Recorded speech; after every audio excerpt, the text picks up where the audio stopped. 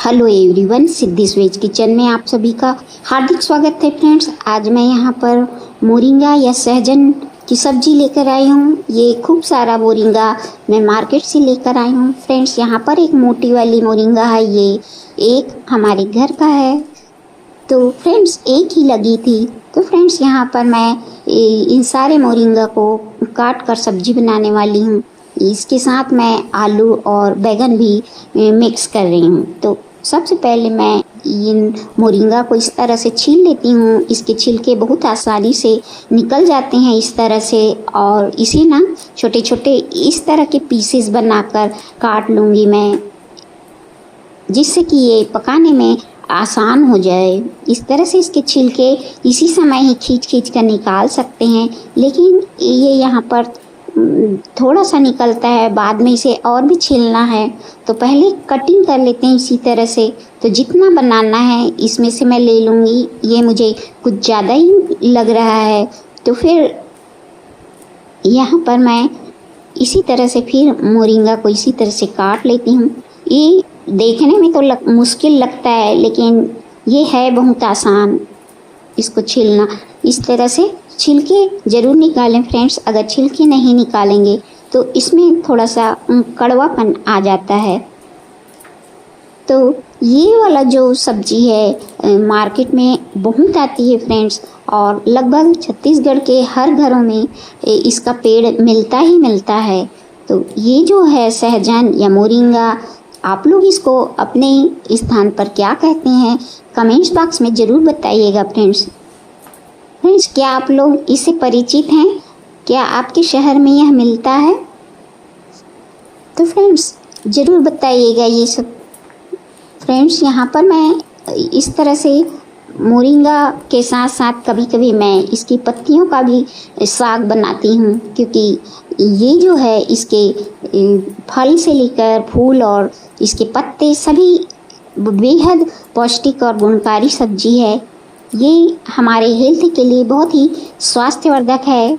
इससे खून भी बढ़ता है और काफ़ी एनर्जी भी बढ़ती है। तो फ्रेंड्स यहाँ पर मैं इस तरह से जल्दी से मोरिंगा को इस तरह से छील लूँगी। तो फ्रेंड्स यहाँ पर मैंने काट लिए हैं जितना मुझे पकाना था। अब मैं इसको इसी तरह से छिलके निकाल लेती हूँ। तो अगर मुनगा फ्रेश है तो बहुत जल्दी इसके छिलके उतर जाते हैं।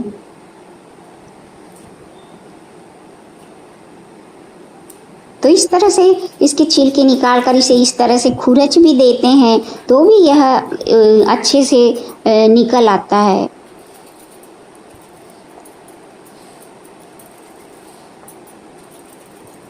तो फ्रेंड्स जब भी मोरिंगा लें तो ना ही ज़्यादा मोटा और ना ही ज़्यादा पतला, एक मीडियम साइज का ही लें।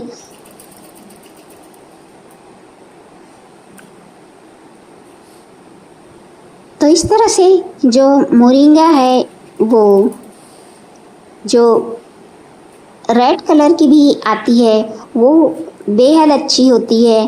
तो मार्केट में अगर थोड़ी रेड वाली आती है तो वही ख़रीदना चाहिए, क्योंकि वो बहुत कम मात्रा में मिलती है, कभी कभी ही आती है। तो फ्रेंड्स यहाँ पर ये वाली जो है मोरिंगा तो ये ग्रीन कलर की है।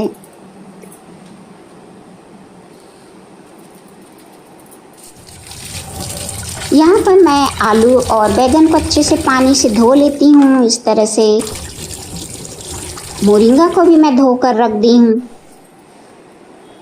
बैगन को जो है वो ऑर्गेनिक है, ये घर का बैगन है। हमारे घर में इस तरह के बैगन निकलते ही रहते हैं। तो फ्रेंड्स ये जो बैगन है मैं इसे दो भाग काट देती हूँ। ये काफ़ी मुलायम है।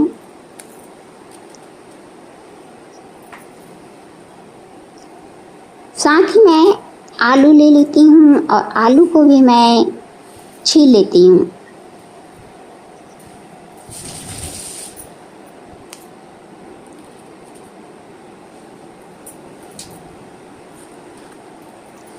हरी मिर्च को चीरा लगा के रख देती हूँ इस तरह से।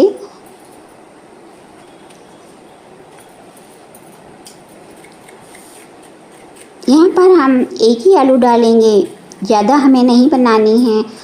तो यहाँ पर इसको अच्छे से छील लेंगे इस तरह से। इसका छिलका बहुत आसानी से निकल जाता है। अधिकतर मैं सब्जियों में खुरच का छिलका निकाल देती हूँ इस तरह से। अब इसे ना पानी से अच्छे से हम धो लेंगे।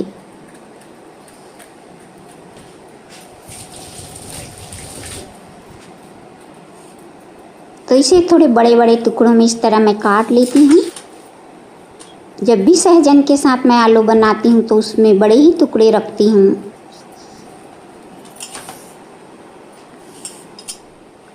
ये जो ग्रीन बैगन है ये भी हमारे गमले में है, तो इस तरह से इसके भी कुछ निकल आते हैं इस तरह से बैगन। इसे भी मैंने काट लिया है। तो यहाँ पर सब्जी कट गई है। अब हम इसके मसाले तैयार करेंगे। तो उसके लिए मैं क्या ले रही हूँ, एक बड़ा सा प्याज ले रही हूँ। प्याज के बड़े बड़े टुकड़े मैं काट लेती हूँ। जब भी मोरिंगा के साथ बनाती हूँ तो मैं प्याज को इसी तरह लंबे लंबे बड़े आकार में ही काट देती हूँ। साथ ही 4-5 टमाटर और हरी धनिया को मैंने धो लिया है इस तरह से।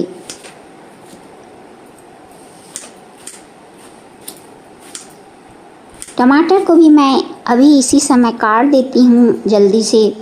तो इसे कट करके इसी तरह से जल्दी से रख देना है।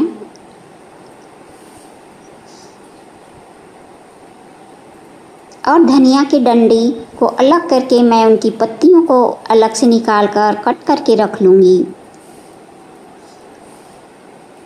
तो इस तरह से हमारे जो सब्जी का मसाला है वो भी तैयार है। अभी मैं क्या करूँगी कि कुछ सूखे मसाले भी हैं जिसे मैं कढ़ाई गरम करके उसे भी थोड़ा सा भून लूँगी।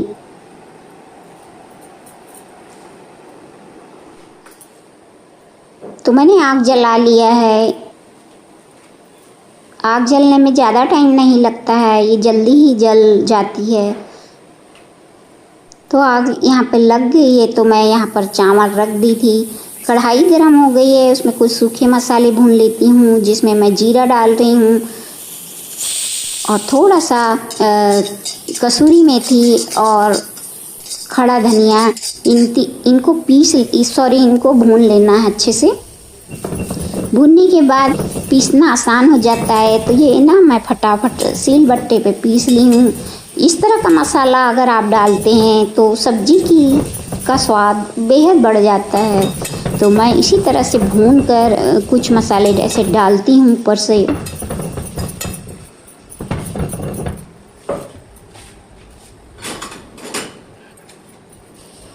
तो यहाँ पर मैं मसाला निकाल ली हूँ। अब मैं क्या करूँगी कि कढ़ाई में तेल डालूँगी। सरसों का तेल है, यहाँ पर मैं डाल रही हूँ सरसों, हरी मिर्च और आलू डालकर भून लूँगी। तो बहुत जल्दी आलू भी पिंक हो जाएगी। लोहे की कढ़ाई में इतना जल्दी पक जाता है क्योंकि ये काफ़ी गर्म होता है।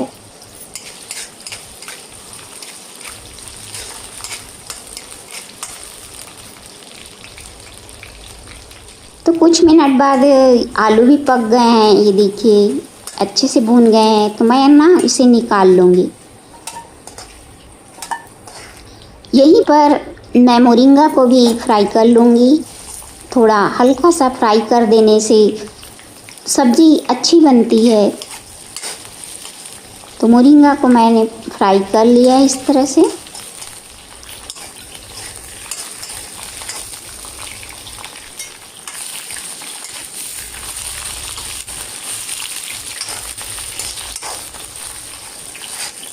तो ये बहुत कोमल है, तो ये बहुत जल्दी फ्राई हो गया। मैं इसे निकाल रही हूँ इस तरह से, क्योंकि ये 50% यहाँ पर पक जाते हैं फ्राई करने से। इसी तेल में मैं अब प्याज वगैरह भुनने वाली हूँ। तो मैं यहाँ पर थोड़ा सा सरसों डाली हूँ और प्याज डालकर भून रही हूँ। तो यहाँ पर अच्छे से प्याज को भून लेना है। प्याज अच्छे से भून जाए तो प्याज को ज़्यादा नहीं भूनना है, प्याज के साथ साथ हम बैगन भी भून लेंगे इस तरह से। तो बैगन को पकने में टाइम नहीं लगता, दोनों को हम साथ साथ भून लेते हैं इस तरह से फ्राई कर लेते हैं। बैगन भून गए थे तो आलू और सहजन को मैं मिक्स कर दी हूँ, अब अच्छे से मिला देती हूँ। अब यहीं पर हम इसमें नमक डालेंगे और जितने भी सूखे मसाले हैं वो हम यहाँ पर डालेंगे, जैसे कि हल्दी है, कश्मीरी लाल मिर्च है, गरम मसाला है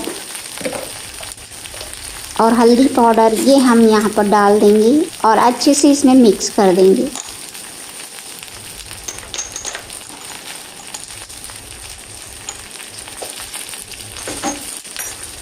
तो इस तरह सूखे मसालों को अच्छे से मिक्स कर लेना है फ्रेंड्स, ताकि मसाले इसके साथ ही भून जाए, क्योंकि कढ़ाई बहुत गर्म है। मसाले भून जाएंगे, सूखे मसाले जल्दी भून जाते हैं। मसाले भून गए, फिर मैं टमाटर डाल दी इसमें, कटा हुआ टमाटर को 2-3 मिनट पकने दूंगी इसी तरह से। इसके लिए ढक्कन लगा दूंगी मैं। कुछ देर बाद ढक्कन खोलने के बाद देखती हूँ टमाटर हाफ गल चुके हैं। थोड़ा सा और इसे पकाना है जिससे ये पूरा गल जाएगा।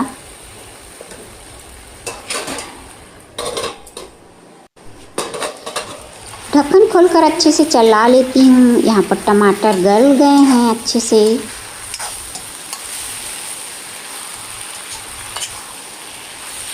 तो मैं टमाटर को अच्छे से सब्जियों में मिक्स कर दे रही हूँ।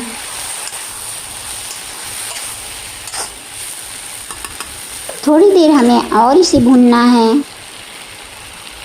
अब हम इसमें पिसा हुआ मसाला डालेंगे। ये मसाला हमने जो सिलबट्टे पे पीसी थी वही है। इसको डालते ही बहुत ही खुशबू आने लगी है सब्जी में। मैं इसमें थोड़ा सा पानी डालकर थोड़ा सा कुक कर लूँगी। तो इसके लिए पानी डालने के बाद मैं इसे ढक दूँगी, ताकि थोड़ा बहुत सहजन ना पका हो तो वो जो पक जाएगा। तो मैं इसे छोड़ दी हूँ। 10 मिनट तक पकने के बाद मैं इसे खोल कर देख रही हूँ तो इसका कुछ पानी सूख गया है, ये देखिए। तो इसी तरह मैं इसे रसेदार बनाकर सर्व करूँगी। तो फ्रेंड्स, यहाँ पर मैं ये देखिए बन गई है सब्जी, और ये देखने में कितनी टेस्टी लग रही है। इसका स्वाद ही बहुत ज़्यादा बढ़िया लग रहा था। तो फ्रेंड्स, यहाँ पर मैं इसे निकाल रही हूँ सर्विंग डिश पर, ये देखिए। तो आपको मेरी रेसिपी अच्छी लगी होगी फ्रेंड्स, तो लाइक शेयर ज़रूर कर दीजिएगा फ्रेंड्स। अगली नई वेज रेसिपीज़ की तैयारी करने के लिए मैं आप लोगों से इस वक्त अलविदा लेती हूँ। तब तक के लिए गुड बाय फ्रेंड्स।